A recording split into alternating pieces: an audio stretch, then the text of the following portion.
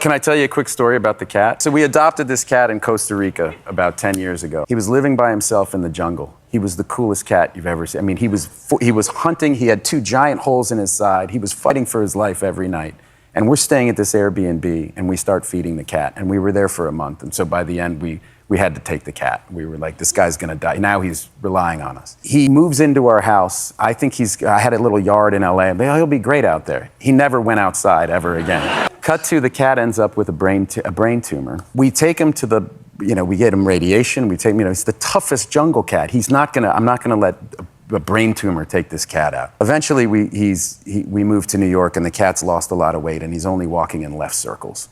And I take him to the animal hospital here, and I meet the cat neurologist. This is true. The dude's name is Chad.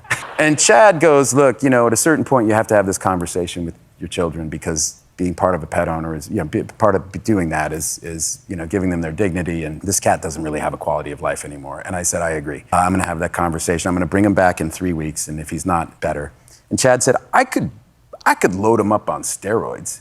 And I go, what do you mean? He goes, I could give him like a bunch of steroids. And I go, are there long-term issues with that? And he goes, yeah, massive long-term issues with that. But we could just see what happens. That was 2.5 years ago. Wow. Yeah.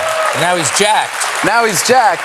And I joke that he's like Arnold Schwarzenegger. He's like, good morning. He's like got muscles on muscles, you know what I mean? He looks great. He looks great. So that was my cat story, sorry. Oh, that was lovely.